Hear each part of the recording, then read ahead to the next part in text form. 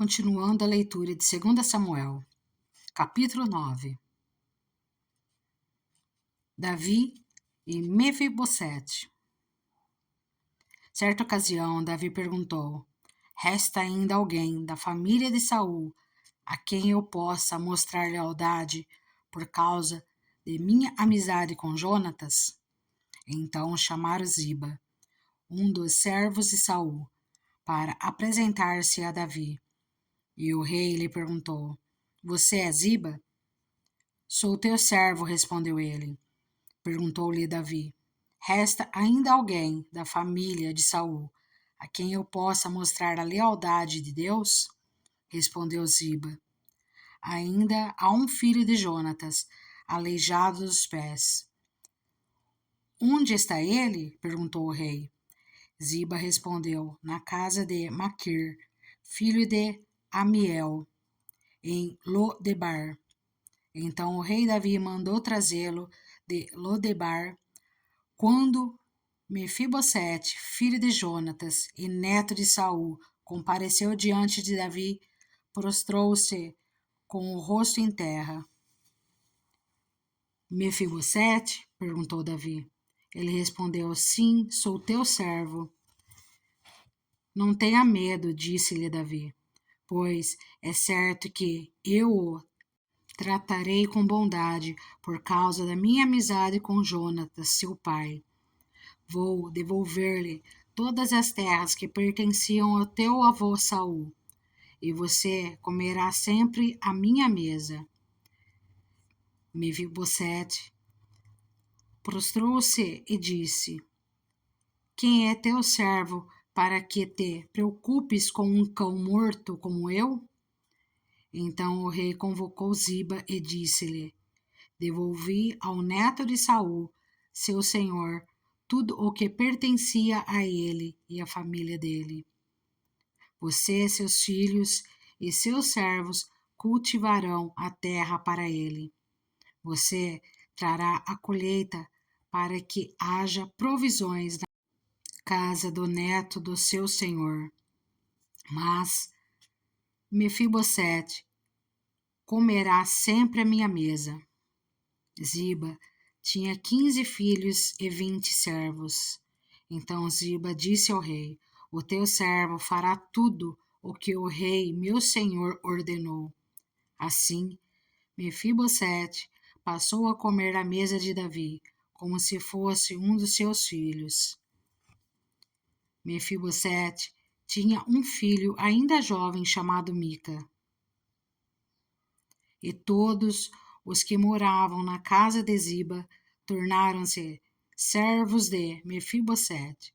Então, Mefibosete, que era aleijado dos pés, foi morar em Jerusalém, pois passou a comer sempre à mesa do rei. 2 Samuel, capítulo 10. A guerra contra os amonitas. Algum tempo depois, o rei dos amonitas morreu, e seu filho, Anum, foi o seu sucessor. Davi pensou: serei bondoso com Anum, filho de Naás, como seu pai foi bondoso comigo. Então, Davi enviou uma delegação para transmitir a Anum seu pesar pela morte de seu pai. Mas quando os mensageiros de Davi chegaram à terra dos amonitas, os líderes amonitas disseram a Anum, seu senhor: achas que Davi está honrando teu pai ao enviar mensageiros para expressar condolências? Não é nada disso. Davi os enviou como espiões para examinarem a cidade, a fim de destruí-la. Então, Anum prendeu os mensageiros de Davi, rapou metade da barba de cada um, cortou metade de suas roupas até as nádegas e os mandou embora.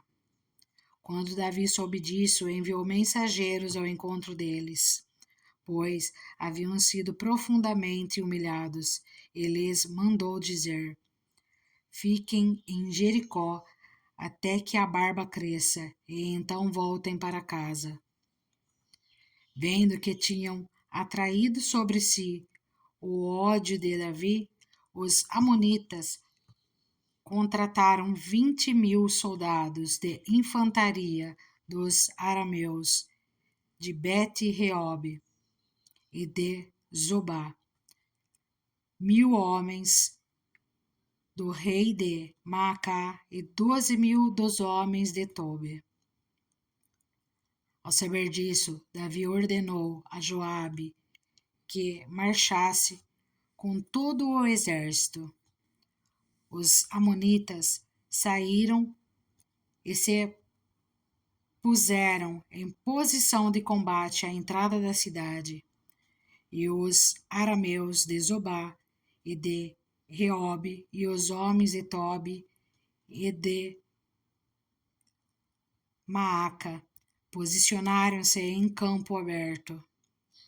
Vendo Joabe que estava cercado pelas linhas de combate, escolheu alguns dos melhores soldados de Israel e os posicionou contra os arameus. Pôs o restante dos homens sob o comando de seu irmão Abissai e os posicionou contra os amonitas. E Joabe disse a Abissai: se os arameus forem fortes demais para mim, venha me ajudar, mas se os amonitas forem fortes demais para você, eu irei ajudá-lo. Seja forte e lutemos com bravura pelo nosso povo e pelas cidades do nosso Deus, e que o Senhor faça o que for de sua vontade. Então Joabe e seus soldados avançaram contra os arameus, que fugiram dele. Quando os amonitas viram que os arameus estavam fugindo de Joabe, também fugiram de seu irmão Abissai e entraram na cidade. Assim, Joabe parou a batalha contra os amonitas e voltou para Jerusalém. Vendo-se derrotados por Israel, os arameus tornaram a agrupar-se. Hadadezer mandou trazer os arameus que viviam do outro lado do Eufrates. Estes chegaram a Elã, tendo à frente Soboque, comandante do exército de Hadadezer. Informado isso, Davi reuniu todo Israel, atravessou o Jordão e chegou a Helã. Os arameus estavam em posição de combate para enfrentá-lo, mas acabaram fugindo de diante de Israel. E Davi matou 700 condutores de carros de guerra e 40.000 soldados de infantaria dos arameus. Soboque, o comandante do exército, também foi ferido e morreu ali mesmo. Quando todos os reis, vassalos de Hadadezer, viram que tinham sido derrotados por Israel, fizeram a paz com os israelitas e sujeitaram-se a eles. E os arameus ficaram com medo de voltar a ajudar os amonitas. 2 Samuel, capítulo 11. Davi comete adultério. Na primeira época em que os reis saíam para a guerra, Davi enviou para a batalha Joabe com seus oficiais e todo o exército de Israel. E eles derrotaram os amonitas e cercaram Rabá. Mas Davi permaneceu em Jerusalém. Uma tarde, Davi levantou-se da cama e foi passear pelo terraço do palácio. Do terraço, viu uma mulher muito bonita tomando banho e mandou alguém procurar saber quem era. Disse-lhe: é Betsaba, filha de Eliã e mulher de Urias, o Hitita. Davi mandou que a trouxessem e se deitou com ela. que havia acabado de se purificar das impurezas de sua menstruação. Depois voltou para casa. A mulher engravidou e mandou um recado a Davi dizendo que estava grávida. Em face disso, Davi mandou esta mensagem a Joabe: Envie-me Urias, o hitita. E Joabe o enviou. Quando Urias chegou, Davi perguntou-lhe como estava Joabe e os soldados e como estava indo a guerra. Ele disse: Vá descansar um pouco em sua casa. Urias saiu do palácio e logo lhe foi mandado um presente da parte do rei. Mas Urias dormiu na entrada do palácio, onde dormiam os guardas de seu senhor, e não foi para casa. Quando informaram a Davi que Urias não tinha ido para casa, ele lhe perguntou: Depois da viagem que você fez, por que não foi para casa? Urias respondeu: A arca e os homens de Israel e de Judá repousam em tendas. O meu senhor Joabe e os seus soldados estão acampados ao ar livre. Como poderia eu ir para casa para comer, beber e deitar-me com minha mulher? Juro por teu nome e por tua vida que não farei uma coisa dessas. Então Davi lhe disse: Fique aqui mais um dia. Amanhã eu o mandarei de volta. Urias ficou em Jerusalém, mas no dia seguinte Davi o convidou para comer e beber e o embriagou. À tarde, porém, Urias saiu para dormir em sua esteira, onde os guardas de seu senhor dormiam, e não foi para casa. De manhã, Davi enviou uma carta a Joabe por meio de Urias. Nela escreveu: Ponha Urias na linha de frente e deixe-o onde o combate estiver mais violento, para que seja ferido e morra. Como Joabe tinha cercado a cidade, colocou Urias no lugar onde sabia que os inimigos eram mais fortes.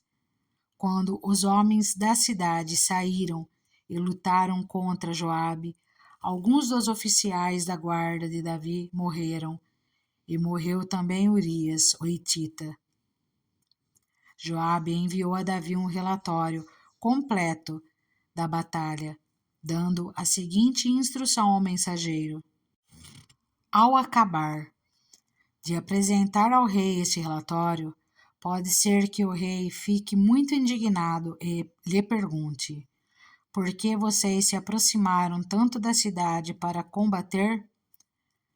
Não sabiam que eles atirariam flechas da muralha? Em Tebes, quem matou Abimeleque, filho de Jerubessete? Não foi uma mulher que da muralha atirou-lhe uma pedra de moinho e ele morreu? Por que vocês se aproximaram tanto da muralha? Se ele perguntar isso, diga-lhe: E morreu também o teu servo Urias, o hitita. O mensageiro partiu e, ao chegar, contou a Davi tudo o que Joabe lhe havia mandado falar, dizendo: Eles nos sobrepujaram e saíram contra nós em campo aberto, mas nós o fizemos retroceder para a porta da cidade. Então os flecheiros atiraram do alto da muralha contra os teus servos e mataram alguns deles. E morreu também o teu servo Urias, o hitita. Davi mandou o mensageiro dizer a Joabe: Não fique preocupado com isso, pois a espada não escolhe a quem devorar. Reforce o ataque à cidade até destruí-la. E ainda insistiu com o mensageiro que encorajasse Joabe. Quando a mulher de Urias soube que seu marido havia morrido, chorou por ele. Passado o luto, Davi mandou que a trouxessem para o palácio. Ela se tornou sua mulher e teve um filho dele. Mas o que Davi fez desagradou ao Senhor. 2 Samuel, capítulo 12. Natã repreende Davi. E o Senhor enviou a Davi o profeta Natã. Ao chegar, ele disse a Davi: 2 homens viviam numa cidade. Um era rico e o outro pobre. O rico possuía muitas ovelhas e bois, mas o pobre nada tinha senão uma cordeirinha que havia comprado. Ele a criou e ela cresceu com ele e com seus filhos. Ela comia junto dele, bebia do seu copo e até dormia em seus braços. Era como uma filha para ele. Certo dia, um viajante chegou à casa do rico e este não quis pegar uma das suas próprias ovelhas ou de seus bois para preparar-lhe uma refeição. Em vez disso, preparou para o visitante a cordeira que pertencia ao pobre. Então Davi encheu-se de ira contra o homem e disse a Natã: Juro pelo nome do Senhor que o homem que fez isso merece a morte. Deverá pagar 4 vezes o preço da cordeira, porquanto agiu sem misericórdia. Você é este homem, disse Natã a Davi. E continuou: Assim diz o Senhor, o Deus de Israel: Eu o ungi rei de Israel, e o livrei das mãos de Saul. Dei-lhe a casa e as mulheres do seu senhor. Dei-lhe a nação de Israel e Judá. E se tudo isso não fosse suficiente, eu lhe teria dado mais ainda. Porque você desprezou a palavra do Senhor, fazendo o que ele reprova? Você matou Urias, o hitita, com a espada dos amonitas e ficou com a mulher dele. Por isso, a espada nunca se afastará de sua família, pois você me desprezou e tomou a mulher de Urias, o hitita, para ser sua mulher. Assim diz o Senhor: de sua própria família trarei desgraça sobre você. Tomarei as suas mulheres diante dos seus próprios olhos e as darei a outro, e ele se deitará com elas em plena luz do dia. Você fez isso às escondidas, mas eu o farei diante de todo Israel, em plena luz do dia. Então Davi disse a Natã: Pequei contra o Senhor. E Natã respondeu: O Senhor perdoou o seu pecado. Você não morrerá. Entretanto, uma vez que você insultou o Senhor, o menino morrerá. Depois que Natã foi para casa, o Senhor fez adoecer o filho que a mulher de Urias dera a Davi. E Davi implorou a Deus em favor da criança. Ele jejuou e, entrando em casa, passou a noite deitado no chão. Os oficiais do palácio tentaram fazê-lo levantar-se do chão, mas ele não quis e recusou comer. 7 dias depois a criança morreu. Os conselheiros de Davi ficaram com medo de dizer-lhe que a criança estava morta e comentaram: enquanto a criança ainda estava viva, falamos com ele e ele não quis escutar-nos. Como vamos dizer-lhe que a criança morreu? Ele poderá cometer alguma loucura. Davi, percebendo que seus conselheiros cochichavam entre si, compreendeu que a criança estava morta e perguntou: A criança morreu? Sim, morreu, responderam eles. Então Davi levantou-se do chão, lavou-se, perfumou-se e trocou de roupa. Depois entrou no santuário do Senhor e o adorou. E voltando ao palácio, pediu que lhe preparasse uma refeição e comeu. Seus conselheiros lhe perguntaram: Por que ages assim? Enquanto a criança estava viva, jejuaste e choraste, mas agora que a criança está morta, te levanta e comes? Ele respondeu: Enquanto a criança ainda estava viva, jejuei e chorei. Eu pensava: quem sabe? Talvez o Senhor tenha misericórdia de mim e deixe a criança viver. Mas agora que ela morreu, por que deveria jejuar? Poderia eu trazê-la de volta à vida? Eu irei até ela, mas ela não voltará para mim. Depois Davi consolou sua mulher Betseba e deitou-se com ela. E ela teve um menino, a quem Davi deu o nome de Salomão.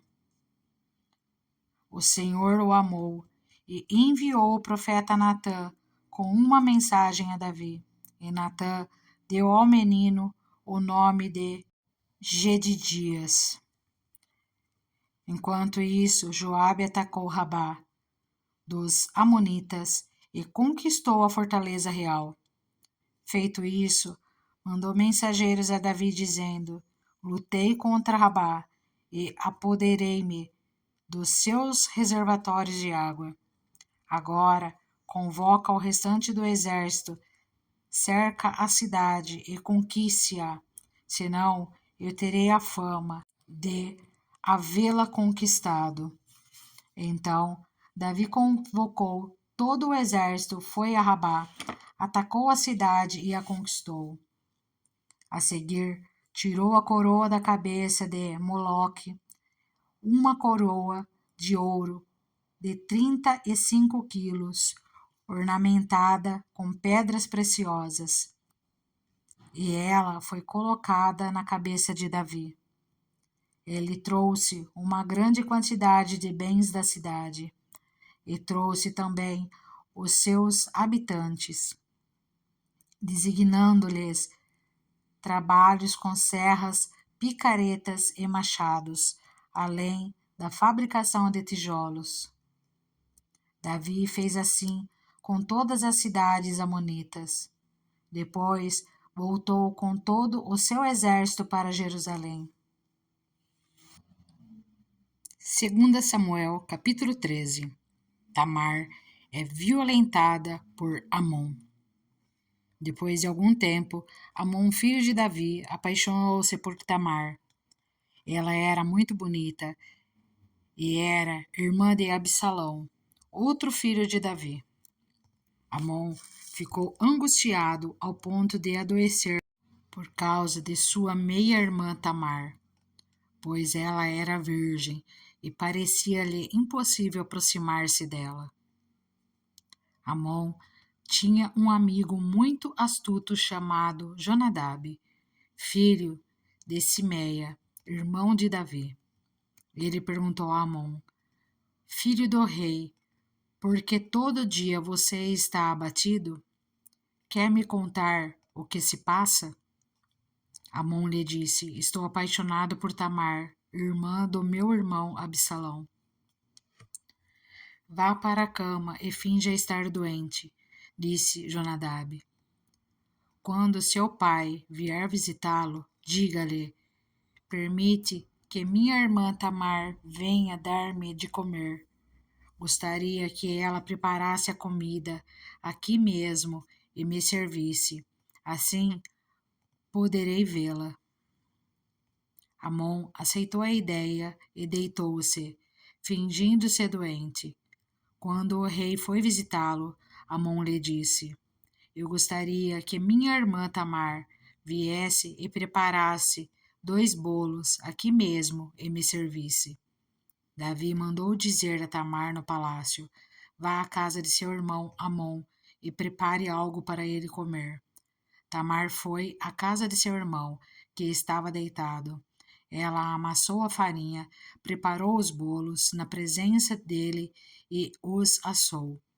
Depois pegou a assadeira e lhe serviu os bolos, mas ele não quis comer. Então Amon deu ordem para que todos saíssem, e depois que todos saíram, disse a Tamar: traga os bolos e sirva-me aqui no meu quarto.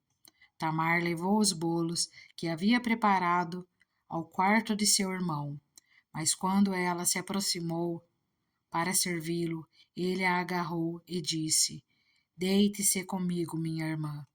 Mas ela lhe disse: não, meu irmão, não me faça essa violência. Não se faz uma coisa dessas em Israel. Não cometa essa loucura. O que seria de mim? Como eu poderia livrar-me da minha desonra? E o que seria de você? Você cairia em desgraça em Israel. Fale com o rei, ele deixará que eu me case com você. Mas Amon não quis ouvi-la, e sendo mais forte que ela, violentou-a. Logo depois, Amon sentiu uma forte aversão por ela, mais forte que a paixão que sentira. Ele disse: levante-se e saia. Mas ela lhe disse: não, meu irmão, mandar-me embora seria pior do que o mal que você já me fez. Ele, porém, não quis ouvi-la, e chamando seu servo, disse-lhe: ponha essa mulher para fora daqui e tranque a porta. Então o servo a pôs para fora e trancou a porta. Ela estava vestindo uma túnica longa, pois esse era o tipo de roupa que as filhas virgens do rei usavam desde a puberdade. Tamar pôs cinza na cabeça, rasgou a túnica longa que estava usando e se pôs a caminho, com as mãos sobre a cabeça e chorando em alta voz. Absalão, seu irmão, lhe perguntou: seu irmão Amon lhe fez algum mal? Acalme-se, minha irmã. Ele é seu irmão. Não se deixe dominar pela angústia. E Tamar, muito triste, ficou na casa de seu irmão Absalão. Ao saber de tudo isso, o rei Davi ficou indignado. E Absalão não falou nada com Amon, nem bem nem mal, embora o odiasse por ter violentado sua irmã Tamar. Absalão mata Amon. 2 anos depois, quando os tosquiadores de ovelhas de Absalão estavam em Baal-Azor, perto da fronteira de Efraim, Absalão convidou todos os filhos do rei para se reunirem com ele. Absalão foi ao rei e lhe disse: eu, teu servo, estou tosqueando as ovelhas e gostaria que o rei e os seus conselheiros estivessem comigo. Respondeu o rei: não, meu filho, não iremos todos, pois isso seria um peso para você. Embora Absalão insistisse, ele se recusou a ir, mas o abençoou. Então Absalão lhe disse: se não queres ir, permite, por favor, que o meu irmão Amon vá conosco. O rei perguntou: por que ele iria com você?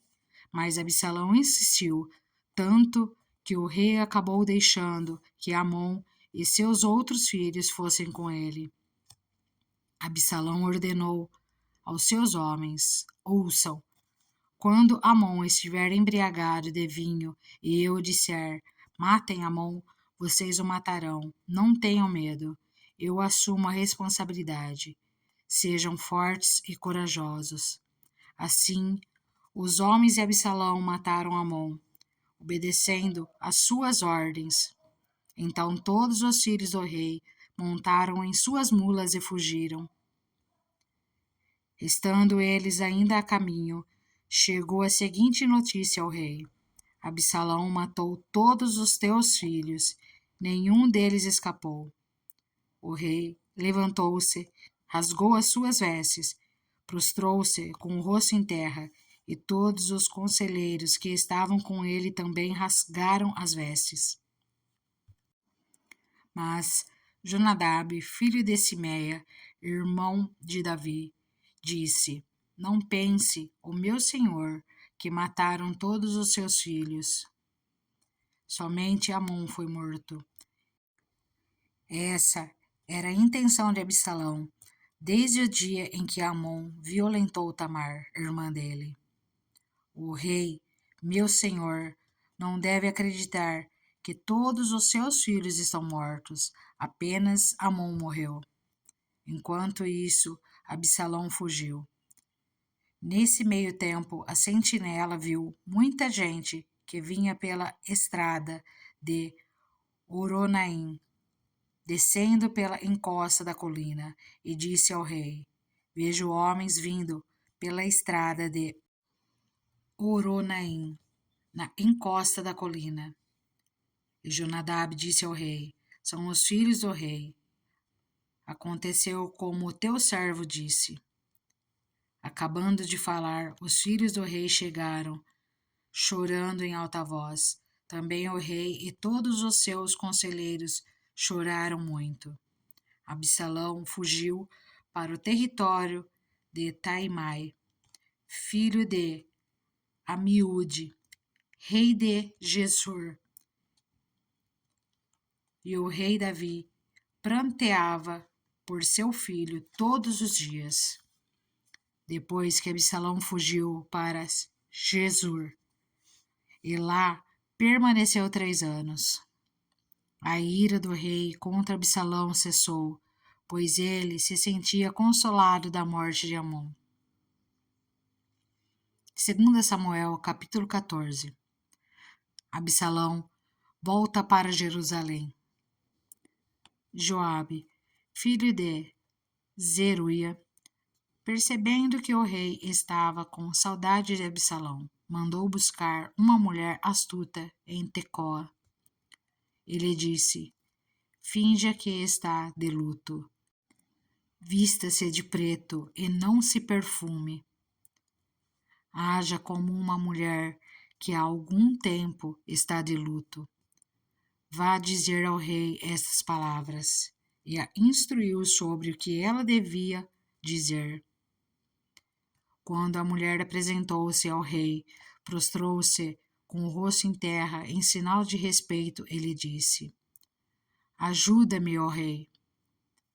Qual é o seu problema? Perguntou-lhe o rei, e ela respondeu: Sou viúva, meu marido morreu, deixando-me com 2 filhos. Eles brigaram no campo, e não havendo ninguém para separá-los, um acabou matando o outro.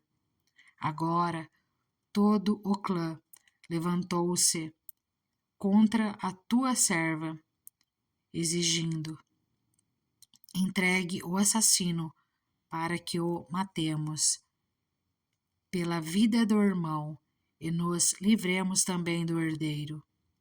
Eles querem apagar a última centelha que me restou, deixando meu marido sem nome nem descendência na face da terra. O rei disse à mulher: Vá para casa, eu mandarei que cuide do seu caso. Mas a mulher de Tecoa lhe disse: Ó rei, meu senhor, é sobre mim e sobre a família de meu pai que pesará a iniquidade. Não pesa culpa sobre o rei e sobre o seu trono. O rei respondeu: Se alguém ameaçá-la, traga-o a mim, e ele não mais a incomodará. Ela acrescentou: Peço então ao rei que, em nome do Senhor, o seu Deus, não permita que o vingador da vítima cause maior destruição, matando meu outro filho. E disse ele: Eu juro pelo nome do Senhor, nenhum só fio de cabelo da cabeça do seu filho cairá. Disse-lhe ainda a mulher: Permite que a tua serva fale mais uma coisa ao rei, meu senhor. Fale, respondeu ele. Disse então a mulher: Por que terá o rei agido contra o povo de Deus? O rei está se condenando com o que acaba de dizer, pois não permitiu a volta do que foi banido. Que teremos de morrer um dia. É tão certo como não se pode recolher a água que se espalhou pela terra. Mas Deus não tira a vida, ao contrário, cria meios para que o banido não permaneça afastado dele. E eu vim falar sobre isso ao rei, meu senhor, porque o povo me ameaçou. Tua serva pensou que se falasse com o rei, talvez ele atendesse o seu pedido e concordasse em livrar a sua serva das mãos do homem que está tentando eliminar tanto a mim como a meu filho da herança que Deus nos deu. E agora a tua serva diz: Traga-me descanso, a decisão do rei, o meu senhor, pois o rei, meu senhor, é como um anjo de Deus, capaz de discernir entre o bem e o mal. Que o Senhor, o teu Deus, esteja contigo. Então o rei disse à mulher: Não me esconda nada do que vou lhe perguntar. Fale, ó rei, meu senhor, disse a mulher. O rei perguntou: Não é Joabe que está por trás de tudo isso? A mulher respondeu: Juro por tua vida, ó rei, ninguém é capaz de desviar-se para a direita ou para a esquerda do que tu dizes. Foi o teu servo Joabe que mandou aqui para dizer tudo isso.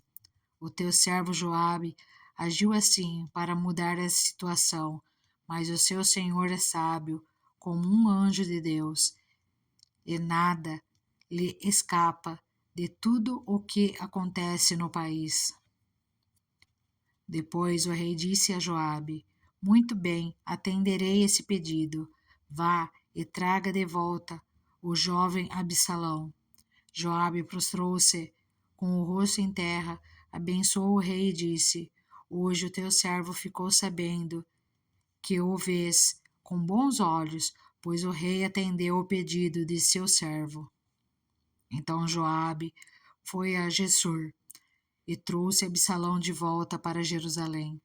Mas o rei disse: Ele irá para a casa dele, não virá à minha presença. Assim, Absalão foi para a sua casa e não compareceu mais à presença do rei. Em todo o Israel não havia homem tão elogiado por sua beleza como Absalão. Da cabeça aos pés, não havia nele nenhum defeito. Sempre que o cabelo lhe ficava pesado demais, ele o cortava e o pesava. Eram 2,4 kg, segundo o padrão do rei. Ele teve 3 filhos e uma filha, chamada Tamar, que se tornou uma linda mulher. Absalão morou 2 anos em Jerusalém, sem ser recebido pelo rei. Então mandou chamar Joabe para enviá-lo ao rei, mas Joabe não quis ir. Mandou chamá-lo pela segunda vez, mas ele novamente não quis ir. Então Absalão disse aos seus servos: Vejam, a propriedade de Joabe é vizinha da minha, e ele tem uma plantação de cevada. Tratem de incendiá-la. E os servos de Absalão puseram fogo na plantação. Então Joabe foi à casa de Absalão e lhe perguntou: Por que os seus servos puseram fogo na minha propriedade? Absalão respondeu: Mandei chamá-lo para enviá-lo ao rei com a seguinte mensagem: Porque voltei de Jesur. Melhor seria que eu lá permanecesse. Quero ser recebido pelo rei. E se eu for culpado de alguma coisa, que ele mande me matar. Então Joabe foi contar tudo ao rei, que mandou chamar Absalão. Ele entrou e prostrou-se com o rosto em terra perante o rei, e o rei saudou-o com um beijo. 2 Samuel, capítulo 15. A conspiração de Absalão. Algum tempo depois, Absalão adquiriu uma carruagem, cavalos e uma escolta de 50 homens. Ele se levantava cedo e ficava junto ao caminho que levava à porta da cidade. Sempre que alguém trazia uma causa para ser decidida pelo rei, Absalão o chamava e perguntava de que cidade vinha. A pessoa respondia que era de uma das tribos de Israel, e Absalão dizia: A sua causa é válida e legítima, mas não há nenhum representante do rei para ouvi-lo. E Absalão acrescentava: Quem me dera ser designado juiz desta terra. Todos os que tivessem uma causa ou uma questão legal viriam a mim e eu lhe faria justiça. E sempre que alguém se aproximava dele para prostrar-se, em sinal de respeito, Absalão estendia a mão, abraçava-o e o beijava. Absalão agia assim com todos os israelitas que vinham pedir que o rei lhe fizesse justiça. Assim, ele foi conquistando a lealdade dos homens de Israel.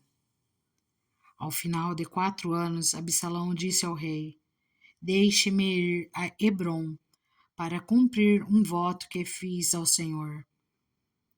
Quando o teu servo estava em Jesur, na Síria, fez este voto: Se o Senhor me permitir voltar a Jerusalém, prestarei culto a ele em Hebrom.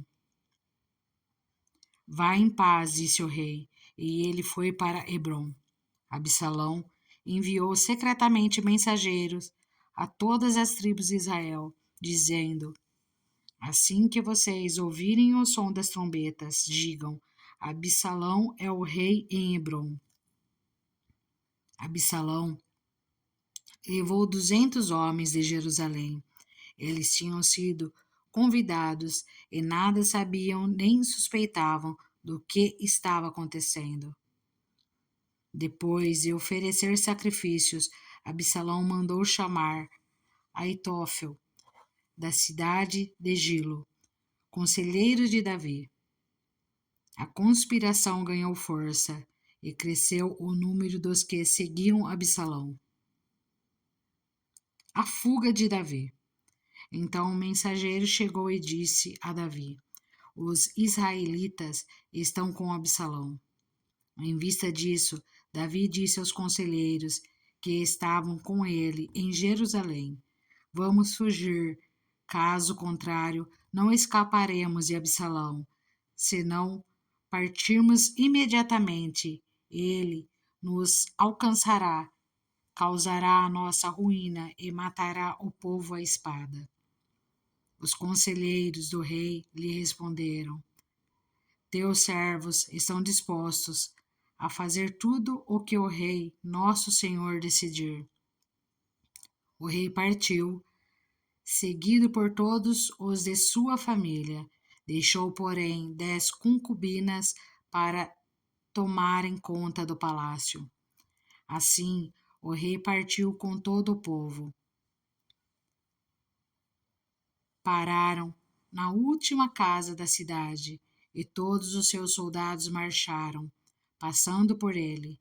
Todos os queretitas peletitas e os 600 giteus que o acompanhavam desde Gate.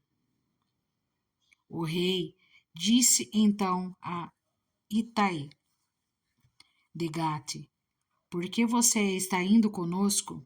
Volte e fique com o novo rei, pois você é estrangeiro, um exilado de sua terra. Faz pouco tempo que você chegou. Como eu poderia fazê-lo acompanhar-me? Volte e leve consigo os seus irmãos. Que o Senhor o trate com bondade e fidelidade.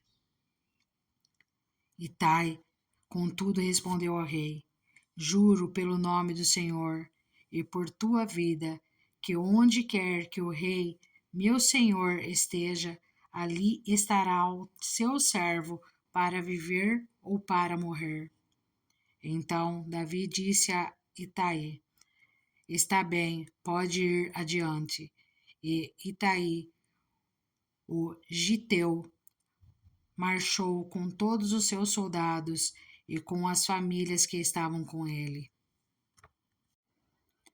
Todo o povo do lugar chorava em alta voz enquanto o exército passava. O rei atravessou o vale de Cedron e todo o povo foi com ele em direção ao deserto. Zadok também estava lá e com ele todos os levitas que carregavam a arca da aliança de Deus. Abiatar também estava lá. Puseram no chão a arca de Deus até que todo o povo saísse da cidade.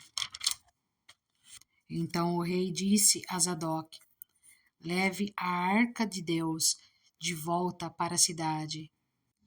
Se o Senhor mostrar benevolência a mim, ele me trará de volta e me deixará ver a arca e o lugar onde ela deve permanecer. Mas se ele disser que já não sou do seu agrado, aqui estou. Faça ele comigo a sua vontade. Disse ainda o rei ao sacerdote Zadok: Fique alerta, volte em paz para a cidade, você, Aiamás, seu filho, e Jonatas, filho de Abiatar, pelos desfiladeiros do deserto, ficarei esperando notícias de vocês. Então Zadok e Abiatar levaram a arca de Deus de volta para Jerusalém e lá permaneceram. Davi, porém, continuou subindo o Monte das Oliveiras, caminhando e chorando, com a cabeça coberta e os pés descalços. E todos os que iam com ele também tinham a cabeça coberta e subiam chorando. Quando informaram a Davi que Aitofel era um dos conspiradores que apoiavam Absalão, Davi orou: Ó Senhor, transforma em loucura os conselheiros de Aitofel. Quando Davi chegou ao alto do monte, ao lugar onde o povo costumava adorar a Deus, veio ao seu encontro o arquita Hussai, com a roupa rasgada e com terra sobre a cabeça.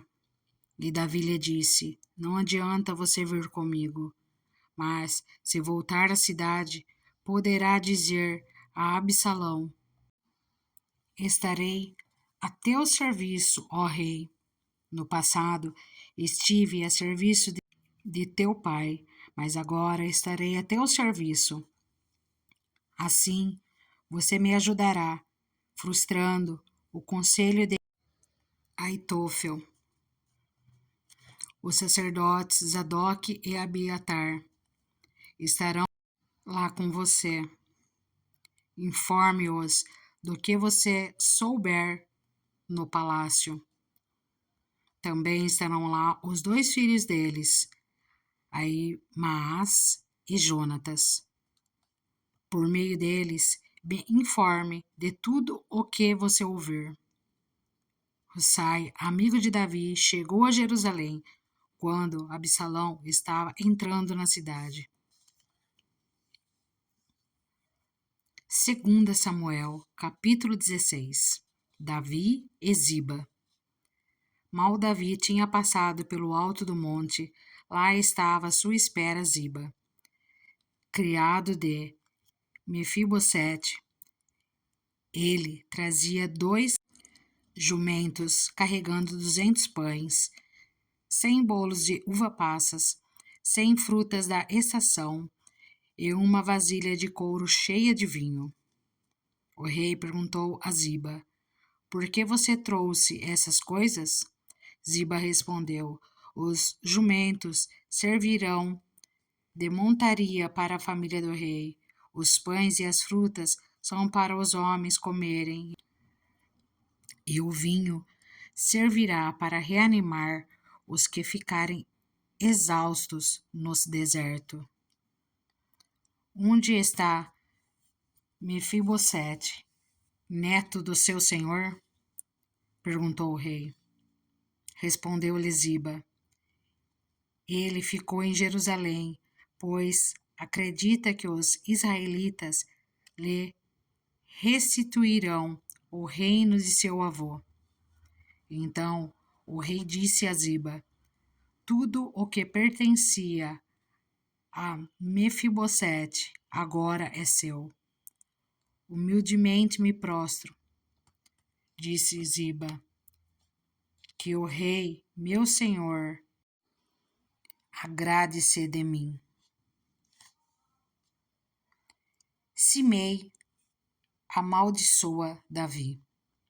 Chegando o rei Davi a Baurim, um homem do clã da família de Saul, chamado Simei, filho de Gera, saiu da cidade, proferindo maldições contra ele.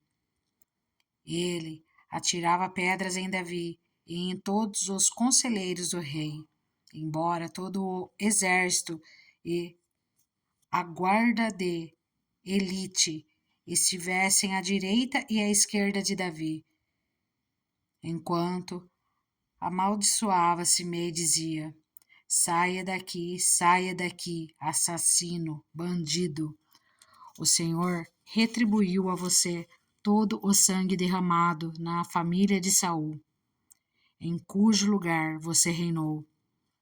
O Senhor entregou o reino nas mãos de seu filho Absalão. Você está arruinado porque é um assassino. Então Abisai, filho de Zeruia, disse ao rei: Por que esse cão morto amaldiçoa o rei, meu senhor? Permite que eu lhe corte a cabeça. Mas o rei disse: Que é que vocês têm com isso, filhos de Zeruia? Ele me amaldiçoa porque o Senhor lhe disse que amaldiçoasse Davi. Portanto, quem poderá questioná-lo? Disse então Davi a Abisai e a todos os seus conselheiros: Até meu filho, sangue do meu sangue, procura matar-me. Quanto mais esse benjamita. Deixem-no em paz, que amaldiçoe, pois foi o Senhor que mandou fazer isso. Talvez o Senhor considere a minha aflição e me retribua com o bem a maldição que hoje recebo. Assim Davi e os seus soldados prosseguiram pela estrada, enquanto Simei ia pela encosta do monte, no lado oposto, amaldiçoando e jogando pedras e terra. O rei e todo o povo que estava com ele chegaram exaustos a seu destino e lá descansaram. O conselho de Hussai e de Aitófel. Enquanto isso, Absalão e todos os homens de Israel entraram em Jerusalém e Aitófel estava com eles. Então Husai, o arquita, amigo de Davi, aproximou-se de Absalão e exclamou: Viva o rei, viva o rei! Mas Absalão disse a Husai: É essa a lealdade que você tem para com o seu amigo? Por que você não foi com ele? Respondeu Husai: Não, sou do escolhido do Senhor, deste povo e de todos os israelitas, e com ele permanecerei. Além disso, a quem devo servir? Não deveria eu servir o filho? Assim como servi o teu pai, também te servirei. Então Absalão disse a Aitofel: Dê-nos o seu conselho. Que devemos fazer? Aitófel respondeu: Aconselho que tenhas relações com as concubinas de seu pai, que ele deixou para tomar conta do palácio. Então todo Israel ficará sabendo que te tornasse repugnante para o teu pai, e todos os que estão contigo se encherão de coragem. E assim armaram uma tenda no terraço do palácio para Absalão, e ele teve relações com as concubinas de seu pai, à vista de todo Israel. Naquela época, tanto Davi como Absalão consideravam os conselhos de Aitófel como se fossem a palavra do próprio Deus.